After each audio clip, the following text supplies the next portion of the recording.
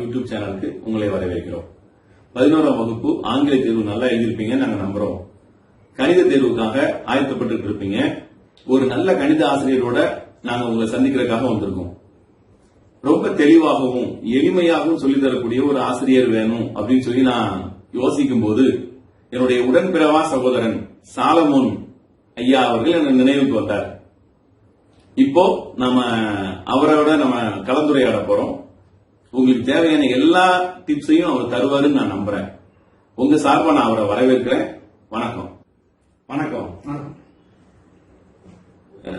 தம்பி, நீங்க உங்களை இன்ட்ரோடியூஸ் பண்ணிக்கோங்க. என் பேர் சாலமோன் ஞானராஜ்.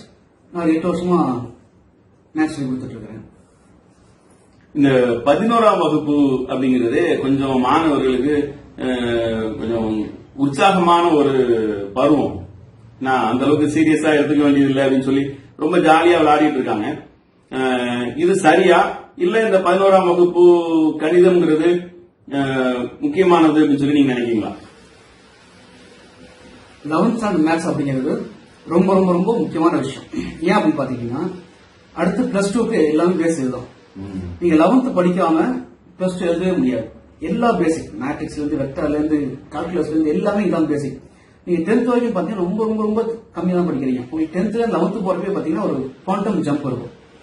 அது உங்களுக்கு ரொம்ப ஷாக்கா இருக்கும். பட் நீங்க 11th படிக்கல அந்த பயத்திலே இருந்தீங்க அப்படின்னா 12th நீங்க போறதே வேஸ்ட். அதே மாதிரி 12th முடிச்சதுக்கு அப்புறம் உங்க என்ட்ரன்ஸ் எக்ஸாம் எல்லாத்துலயும் பாத்தீங்கன்னா இந்த 11th பேஸ் தான் கேட்பாங்க. 60% of the entrance exam IIT ஆகட்டும் ஏஐட்ரிபி ஆகட்டும் எல்லா என்ட்ரன்ஸ் எக்ஸாம்லயும் உங்களுக்கு கேட்கறது 11th மேத்ஸ் தான். ஸோ 11th மேத்ஸ் படிக்கிறது ரொம்ப முக்கியம். எப்படி ஒரு பில்டிங்க்கு அஸ்திபாரங்கிறது ரொம்ப முக்கியமோ அதே மாதிரி உங்களுடைய உயர் கல்வி அப்படிங்கிற ஒரு விஷயத்துக்கு 11ஆம் வகுப்பு கணிதம் அப்படிங்கிறது ரொம்ப ரொம்ப முக்கியமானது.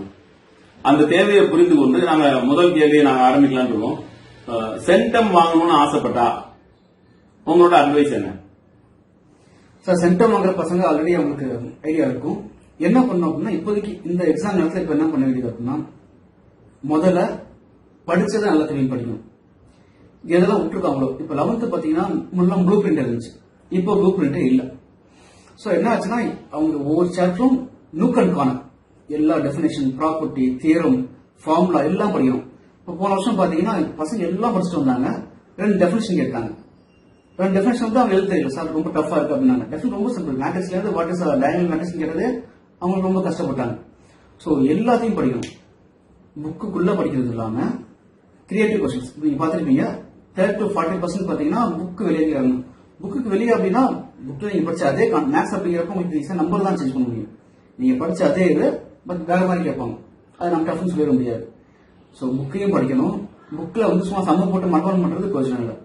நல்லா அந்த கான்செப்ட் படிச்சு தெளிவாகி புரிஞ்சு எழுதணும். எப்படி கொஸ்டின் எழுதுற மாதிரி படிக்கணும். இப்போ இந்த மனப்பாடம் பண்றதுன்னு சொல்றாங்களே, மற்ற பாடங்களை மனப்பாடம் பண்ண முடியும், ஆனா கணிதத்தை வந்து மனப்பாடம் பண்ண முடியுமா?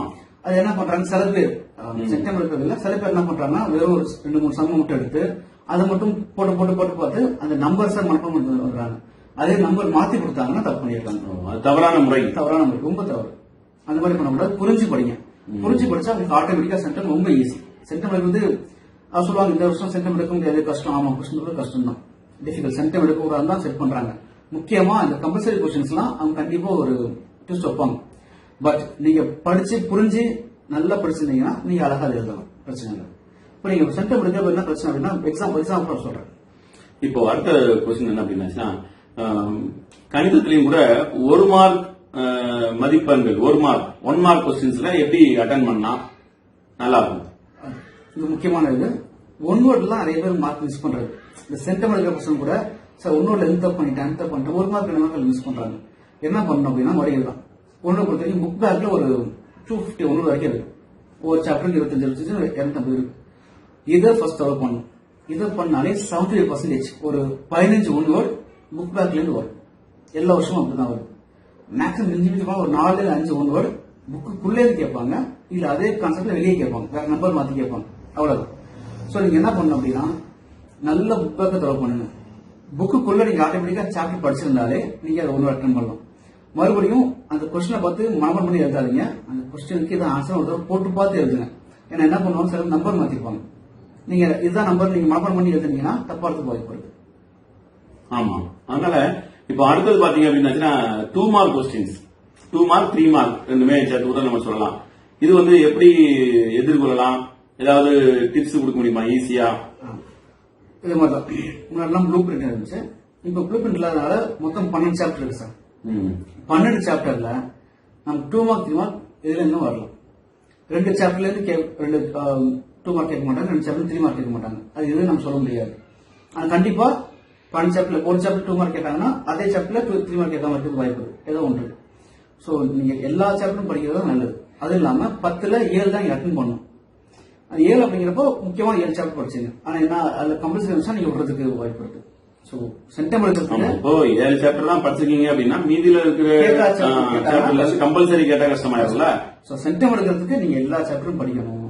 2 மார்க் அது நிறைய பசங்க அது பண்றது இம்பார்ட்டன்ட் கொஸ்டின் 5 மார்க் மட்டும் படிச்சு வந்துடுறாங்க. 2 மார்க் 3 மார்க் ரொம்ப ஈஸியா இருக்கும். நீங்க படிச்ச அதே பேசிக் தான், ஈஸியான இதுதான். நீங்க அதையும் அட்டன் பண்ணி பழகணும். அப்புறம் இந்த தேற்றம் சொல்லுவாங்க, தேரம், அப்புறம் ஃபார்முலா, அந்த மாதிரி எல்லாம் தனியா எதுவும் ஸ்பெஷலா எதுவும் ஷார்ட்கட் மெத்தட் எதுவும்? முக்கியமான விஷயம், ஒரு ஃபார்முலா மட்டும் என்ன பண்ணணும், தனியா எழுதி வச்சு அது எப்பெல்லாம் நீங்க ஃப்ரீயா இருக்கீங்களோ அப்பெல்லாம் மறுபடியும் எழுதி பார்க்கணும். மேக்ஸை பொறுத்த வரைக்கும் நீங்க என்னதான் நீங்க புக்கை பேப்பர் திருப்பி பார்க்கறது பிரயோஜனமே இல்லை. நீங்க எவ்வளவு எழுதுறீங்களோ அதுதான் உங்களுக்கு எக்ஸாம். 100 தடவை படிக்கிறதுக்கு ஒருத்தர் எழுதி பார்த்துருங்க. மேக்ஸ் ரொம்ப ரொம்ப முக்கியம். இந்த ஃபார்முலாலாம் சார் நான் படிச்சுட்டேன் ஓகே அப்படிங்கிறது கிடையாது. ஏன்னா இப்போ ஒரு சிம்பிள் எக்ஸாம்பிள் சொல்றேன். நிறைய பேருக்கு இன்னும் கன்ஃபியூஷன் இருக்கு. ஜெனரல் ஈக்குவேஷன் ஆஃப் ஸ்ட்ரெயிட் லைனுக்கும் கண்டிஷன் ஃபார் ஸ்ட்ரெயிட் லைனுக்கும் வித்தியாசம் தெரிய மாட்டேங்குது. அவங்க என்ன கேட்டிருக்காங்க, நம்ம என்ன ஃபார்முலா எழுதணும். நீங்க ஃபார்முலா எழுதினாலே உங்களுக்கு 50% சம் ஓவர். மிச்சம் அந்த நம்பர்ஸ் அப்ளை பண்ணி அப்படியே போடலாம். ஃபார்முலா நீங்க கரெக்டா இல்ல. நிறைய பேருக்கு இந்த ஃபார்முலாலே கன்ஃபியூஷன் ஆகுது. ட்ரிகனாமெட்ரி ஃபார்முலா, ட்ரிகனாமெட்ரி ஒரு 80 ஃபார்முலா இருக்கு. இதெல்லாம் ஃபார்முலா நீங்க படிக்கணும். நீங்க படிச்சாதான் ஈஸியா எழுத முடியும். இப்போ அடுத்தது பாத்தீங்கன்னா 5 மார்க் கொஸ்டின்ஸ் இருக்கு. இந்த 5 மார்க் கொஸ்டின்ஸ் எப்படி எதுவும் சொல்ல முடியுமா? இது வந்து 5 மார்க் 14 5 மார்க் இருக்கு சார். 14ல இருந்து இன்டர்னல் சாய்ஸா 7 எழுதலாம். 7 5 மார்க், 7 into 5 மார்க் 14. 12 சாப்டர் இருக்கு. சோ கண்டிப்பா ஏதோ 2 சாப்டர்ல 2 5 மார்க் வரதுக்கு வாய்ப்பு இருக்கு. ஃபார் எக்ஸாம்பிள் பாத்தீங்கன்னா 3rd சாப்டர்லாம் உங்களுக்கு பெருசு. 6 trigonometry and chapter trigonometry and analytical geometry 2 dimensions இதெல்லாம் வந்து கொஞ்சம் பெரிய சாப்டர்னால அங்க வரும். அதே மாதிரி கால்குலஸ் ரொம்ப முக்கியம். இன்டர் கால்குலஸ்ல இருந்து போன தடவை 2 5 மார்க், போன வருஷம் கொஸ்டின் பேப்பர்ல 2 5 மார்க், அதுவும் ரெண்டுமே ஒரே மாடல் கேட்டிருந்தாங்க. அந்த இன்டகிரேஷன் ஆஃப் அல்ஜிபிரிக் ஃபார்ம் ஈஸியா நீங்க அதெல்லாம் அட்டன் பண்ணலாம். 5 மார்க் மட்டும் பாத்துக்கிட்டீங்கன்னா நீங்க எதெல்லாம் எழுதுனா அத்தனையும் மார்க். நீங்க ஃபார்முலா போட்டீங்கன்னா ஒரு மார்க், ஸ்டெப் எழுதினா ஒரு மார்க், ரிசல்ட் என்ன ஒரு மார்க். உங்களுக்கு நீங்க எதெல்லாம் எழுதுறீங்களோ 2 மார்க் 3 மார்க் மாதிரி இல்ல. நீங்க 5 மார்க்ல ஈஸியா மார்க் ஸ்கோர் பண்ணலாம். ஸ்டெப் மார்க் இருக்கு, 2 மார்க் 3 மார்க் இருக்கு. பட் 5 மார்க்ல நிறைய ஈஸியா கிடைக்கும். ஃபார்முலா எல்லா சம்க்கும் நீங்க ஃபார்முலா எழுதி ஆகும். சரி சார். இப்போ 12 சாப்டர் இருக்குன்னு சொன்னீங்க. இந்த 12 சாப்டர்ல ஏதாவது இம்பார்ட்டன்ட் சாப்டர், ஏதாவது எல்லாமே இம்பார்ட்டன்ட் தான். ஃபர்ஸ்ட் என்ன சொல்றதுன்னா, நான் இதுல இருந்து படிக்க ஆரம்பிக்கலாம் இருக்கேன். இந்த சாப்டர்லாம் ஃபர்ஸ்ட் கம்ப்ளீட் பண்ணிட்டு அதுக்கப்புறம் இந்த சாப்டர் வருவேன் அப்படின்னு சொல்றதா முதல்ல இந்த சாப்டர் நீங்க ஆர்டர் பண்ணுவீங்க? இப்போ வந்து பாத்தீங்கன்னா கேள்வி புரியுது.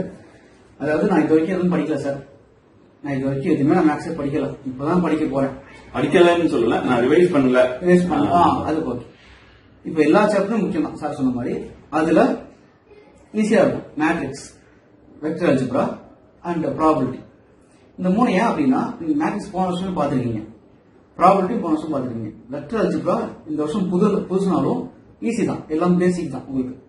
சோ இந்த 3 சாப்டர் ரொம்ப சின்ன சாப்டர், ஈஸியா கவர் பண்ணலாம். இந்த 3த்தையுமே நீங்க ஒரே நாள்ல எல்லா சமமும் போட்டு பாத்துக்கலாம். எக்ஸாம்பிள், எக்ஸசைஸ், 1 வேர்ட் உள்ள ப்ராப்பர்ட்டிஸ், டெஃபினிஷன் எல்லாமே உங்களுக்கு ஒரு நாள் போதும் இந்த 3 சாப்டர் போட்டு பார்க்கறதுக்கு. ஆனா என்ன பண்ணணும் அப்படின்னா 3 சாப்டர் முழுசா போட்டு பார்க்கணும். சார் நான் 3 சாப்டர்லயும் இம்பார்ட்டன்ட் சூஸ் பண்ணி படிக்கிறேன் அப்படின்னா ரிஸ்க். 3 சாப்டரும் ஃபுல்லா போட்டு பார்த்தாலே உங்களுக்கு நல்ல மார்க் கிடைக்கும். ஒரு சிம்பிள் கால்குலேஷன் சொல்றேன், இது நான் அப்புறம் சொல்றேன் கடைசியா. எந்த சாப்டர் எடுத்தாலுமே அதுல செலக்டடா படிக்காம எடுக்கிற சாப்டரை நீங்க முழுசா படிங்க அப்படிங்கிறது தான் நமக்கு தொடர்ந்து கிடைக்கிற ஒரு நல்ல அட்வைஸ். அடுத்ததா ஒரு சில மாணவர்கள் வந்து நாங்க பாஸ் ஆனா போதும், எங்களுக்கு ஒரு பர்டிகுலர் சாப்டர் மட்டுமாவது சொல்லுங்க, நாங்க பாஸ் ஆகுறதுக்கு என்ன வாய்ப்பு அப்படின்னு கேட்பாங்க. ஓகே சார், இதுதான் நிறைய பசங்க இப்ப என்ன பண்றாங்க அப்படின்னா, வருஷம் ஃபுல்லா கொஞ்சம் அப்படி இப்படி இருந்துட்டு கடைசியில படிக்கணும் அப்படின்னு ஆசைப்படுற பசங்க, படிக்கணும் நான் பாஸ் ஆகணும் அப்படிங்கிறது ஒண்ணுமே. நான் சொன்ன 3 சாப்டர் கடைசி நேரத்துல படிச்சாவது பாஸ் ஆகலாம் நினைக்காங்க. ஆனா அது தவறான முறை. இருந்தாலும் அது ஒரு சில மாணவர்கள் அதை செய்துட்டு இருக்காங்க. அவங்களுக்காக அது வந்து அடுத்த வருஷம் ஆரம்பிக்கும் படிச்சீங்கன்னா உங்களுக்கு ஃப்ரீயா நீங்க ப்ரெஷர் இல்லாம இருக்கலாம், அவ்வளவுதான். இப்ப அந்த மாதிரி பசங்களுக்கு என்ன அதேதான், அந்த இயர் 8 12 சிம்பிள் கால்குலேஷன் சொல்லணும்னு பாத்தீங்கன்னா, ஒரு சாப்டர்ல இருந்து இந்த நான் சொன்ன 3ல இருந்து கண்டிப்பா ஒரு சாப்டர்ல இருந்து ஒரு 2 மார்க், ஒரு 3 மார்க், ஒரு 5 மார்க் கேட்பாங்க. சரிங்களா? ஒரு 2 மார்க், ஒரு 3 மார்க், 5 மார்க், 5 எவ்வளவு ஆச்சு? 10. இந்த 3 சாப்டர் தரவா இருந்தீங்கன்னா 30 மார்க் கன்ஃபார்ம். பிளஸ் 20 ஒன்னோடு இருக்கு. நீங்க வேற எதுவுமே படிக்காம இந்த 3 சாப்டர் தரோ மீன்ஸ் நீங்க ஒரு பேஜ்ல ஒரு பாயிண்ட் கூட விடாம படிக்கணும். குறைஞ்சது ஒரு 2 தடவையாச்சும் இந்த 3 சாப்டர் நீங்க எல்லா சமயம் சொந்தமா போட்டு பார்த்துக்கணும்.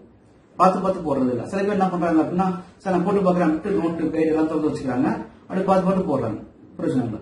நீங்க எல்லாத்தையும் பார்த்து நல்லா புரிஞ்சுட்டு தெளிவா நீங்க பார்க்காம போட்டு பார்த்துருந்தீங்கன்னா இன்னும் ஒன்னும் 12 சாப்டர்ல வெறும் 3 சாப்டர் படிச்சா கண்டிப்பா 30 மார்க் கன்ஃபார்ம். ஆனா ஜஸ்ட் பாஸ் தான் ஆக முடியும். அது 30 பதிவு பண்ணணும். அந்த 20 ஒன்றுல நீங்க நல்ல தர போனீங்கன்னா 10 15 மார்க் எடுக்கலாம். 45 பிளஸ் 10 இன்டர்னல் இருக்கு 55. நீங்க இந்த 3 சாப்டரை சின்சியரா படிச்சீங்கன்னா இதுக்கப்புறம் நீங்க எழுதுற மத்த எல்லாமே போனஸ். அது நீங்க என்ன படிக்கணும் அப்படின்னா, நான் சாப்டர் சொல்றேன், நோட் பண்ணிக்கங்க. ஃபர்ஸ்ட் சாப்டர் அதுல f of g of f அந்த சம், இன்வர்ஸ் சம், கிராஃப், இது ரொம்ப போட்டு பாருங்க. இதெல்லாம் இம்பார்ட்டன்ட் 5 மார்க்ஸ் ஸ்டாண்டர்ட் கொஸ்டின். இந்த 40 மார்க் இல்லாம நீங்க எப்படி மார்க் ரைஸ் பண்ணலாம் அப்படிங்கிறதுக்கு இந்த நாலேஜ் நீங்க யூஸ் பண்ணா கூட நீங்க அழகா 60 மார்க் 70 மார்க் எடுக்கலாம். நீங்க இந்த நேரத்தை வேஸ்ட் பண்ணாம படிக்கணும். நான் இப்பயும் ரெஸ்ட் எடுத்துக்கிட்டா கஷ்டம். செகண்ட் சாப்டர்ல பார்ஷியல் ஃபிராக்ஷன், தேர்ட் சாப்டர்ல கண்டிஷனல் ஐடென்டிட்டி அப்படின்னு எக்ஸசைஸ் 3.7. நீங்க ஒண்ணு இல்ல, இந்த வருஷம் உங்க கையில் கொஸ்டின் பேப்பர் இருக்கும். Quarterly, half yearly, pre half yearly, revision எல்லா கொஸ்டின் பேப்பர் இருக்கும் இல்லையா? அந்த கொஸ்டின் பேப்பர் நீங்க பாருங்க, எல்லா கொஸ்டின் பேப்பர்லயும் 3.7 இருக்கும். Confirm question 3.7.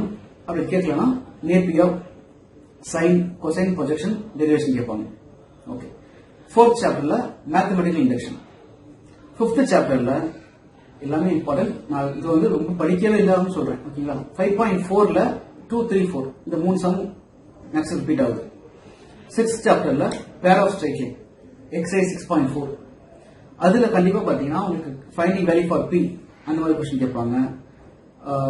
Prove that straight line அந்த மாதிரி கொஸ்டின் கேட்பாங்க. பாத்தீங்க நான் 7, 8 ஆல்ரெடி சொல்லிட்டேன். அதுலயும் குறிப்பிட்டு சொல்லணும்னா 7.3 ஃபேக்டர் தியரம். 8th சாப்டர்ல கோப்ளேனார் 8.2 எக்ஸசைஸ்ல வந்து, அப்புறம் தியரம் 8.3.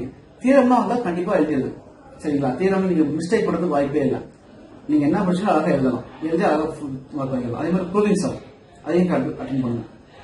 9th சாப்டர்ல result 9.1 sine theta by theta derivation படிச்சீங்க. 10th சாப்டர்ல 10.4 ஒரு 5 டாபிக் இருக்குங்க.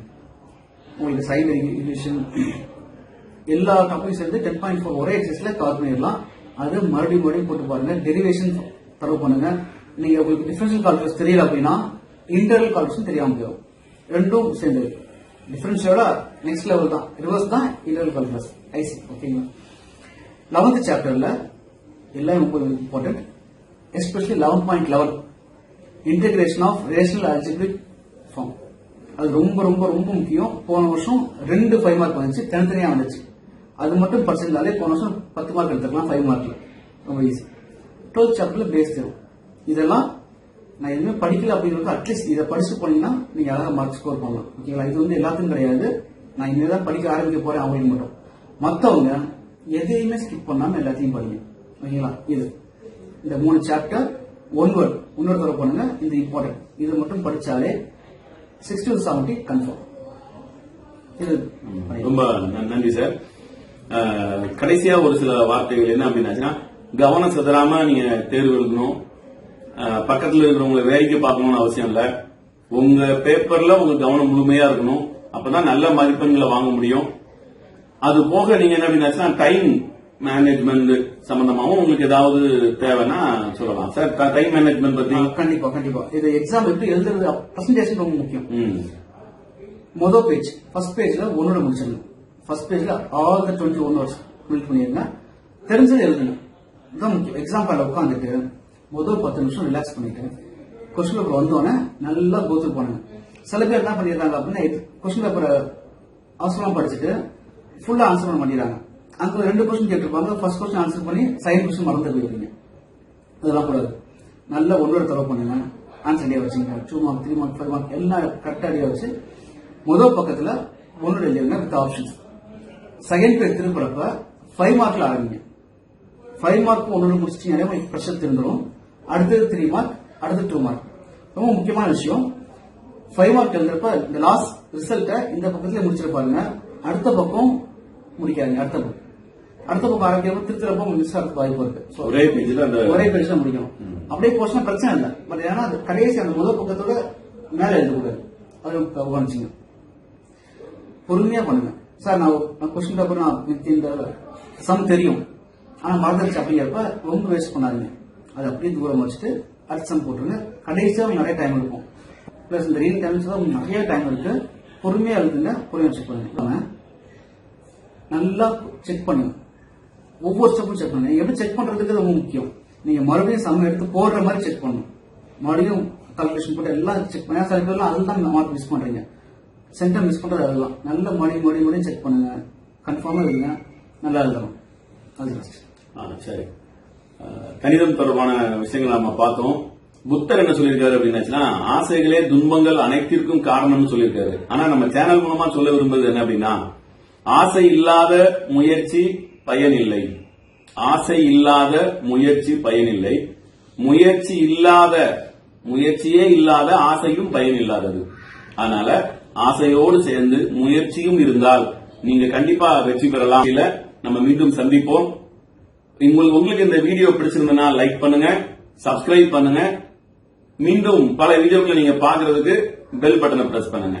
நன்றி கூறி விடைபெறுகிறோம். நன்றி, வணக்கம்.